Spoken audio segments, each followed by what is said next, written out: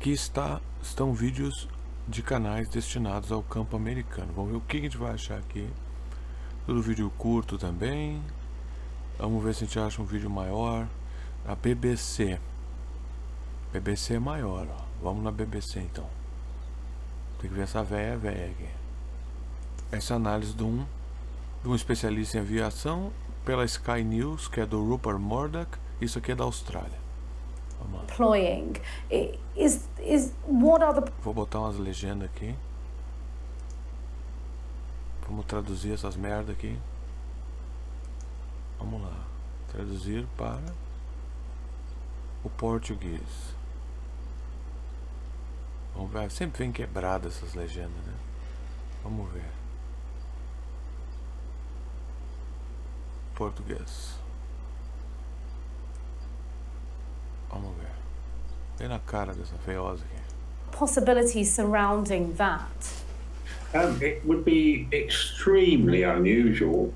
First of all, the landing gear not deploying is what are the possibilities surrounding that?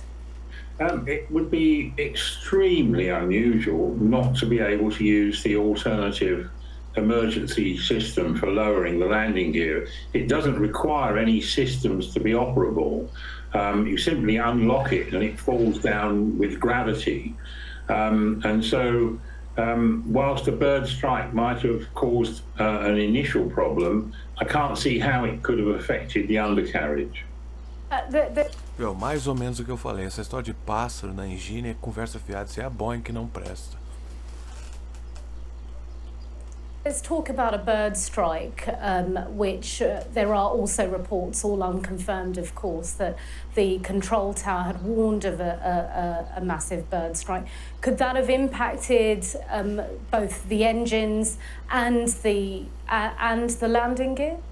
It could have impacted the engine, but I can't see how it could have affected the landing gear. I mean, basically, these aircraft will be able to fly perfectly happily on one engine. So the video footage that shows a puff of smoke coming out of the aircraft engine whilst it's overhead could well be a bird strike. But if that engine failed altogether, it shouldn't present a major problem. This is a sort of a puff of smoke coming out of the aircraft engine. And the landing gear?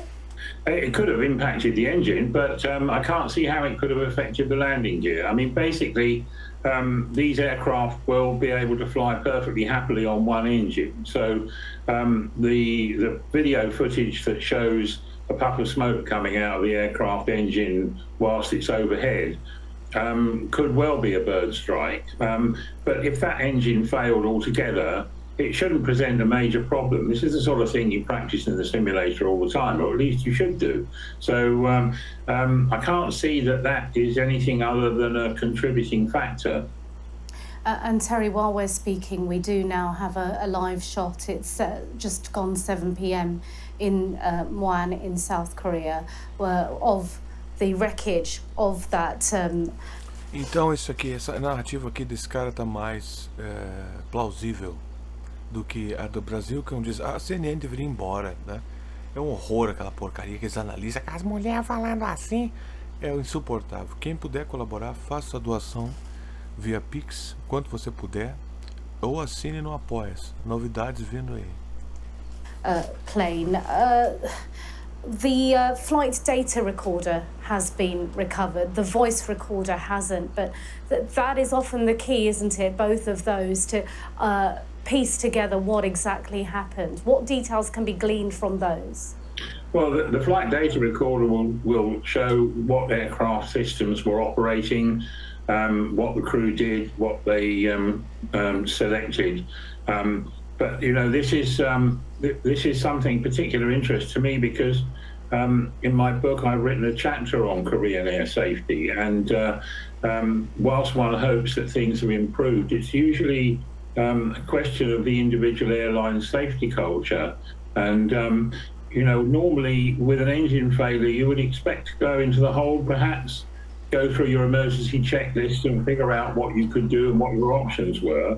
And I'm still very puzzled by the fact that this aircraft is shown on the runway at a very high speed and without any undercarriage. I can't think why that would be. Right, okay. And presumably the flight data recorder and the voice recorder together would reveal to us all the motions and actions taken on board the plane, or what happened to the various equipment, plus what was being said. Yes, indeed, that's absolutely true. Let's hope they find the cockpit voice recorder, but obviously all this takes a while to come out. So at the moment, all we can do is speculate. Yeah, exactly. And the Boeing 737 or Boeing planes haven't had much luck as well, have they? Então aqui na Austrália eles já falam do Boeing, ó. No do Brasil o cara descartou o Boeing. Eu não vi todo, mas eu tenho certeza que ele não vai atacar Boeing. Viu como é a diferença? Tem diferença nessas narrativas, ó. Então, como eu falei, esses Boeing são umas bosta. Isso foi um problema dos Boeing. A questão do Cazaquistão é outra que nós vamos investigar depois. Is that something that needs to be investigated, do you think? Well, Boeing obviously have had a lot of problems, and you know, they haven't exactly covered themselves in glory. But I can't see that this has got anything to do with it, really. This looks to me like an event that created problems for the crew that, for whatever reason, they were unable to deal with. And of course, there's then the question of the airport construction. You would not normally have a heavy-duty concrete wall in the overrun area of a runway for precisely this reason. Yeah, that actually struck me this morning, and I wondered why there would be a concrete wall as well. Presumably, usually around airports, that you don't have something like that. No, I mean, there were the antenna at the end of the runway that were mounted on top of this concrete wall, and it's perfectly possible to mount antenna on a simple metal frame, and mostly they're designed to break off in the event of impact. But they were presented with a really heavy-duty, solid concrete barrier. Now, I mean, obviously that's a separate issue. I'm still confused as to why the aircraft was going so fast on the runway without any wheels. And I think that is the bottom line that we need to try and ascertain. Right, and that on a second land. Então o problema, tem dois problemas aqui, ó.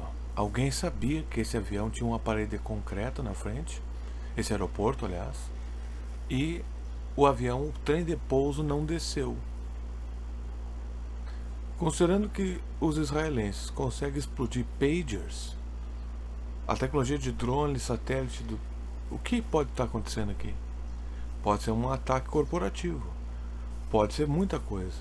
Agora, vamos pelas partes. Ele disse que o trem de pouso não desceu e deveria. Não há nada que justifique esse trem de pouso não descendo de acordo com o que se tem aqui. Tá? Landing attempts and very want to squeeze this in. É interessante que no Brasil, quando deu aquele problema no Cazaquistão, a mídia brasileira tentou insinuar que era um problema da Embraer ou que o Putin estava atacando a Embraer. Quando causou agora essa coisa da Coreia do Sul, os caras não têm narrativa nenhuma que seja conclusiva. É tudo assim, blá blá blá, e ninguém ataca a Boeing. Não é interessante isso? As well, that the Sky correspondent in the region, referencing Yonhap news agency, says that a passenger separately travelled on the same plane, apparently, according to this passenger, and said that the engine shut down a number of times when they were on board.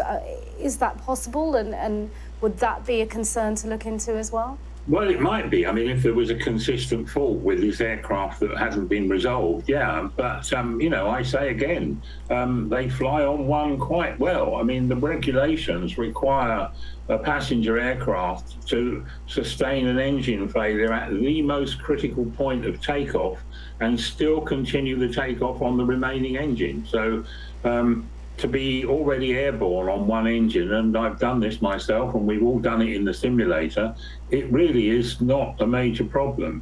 The problem tends to occur if the crew has lots of other problems and they become over.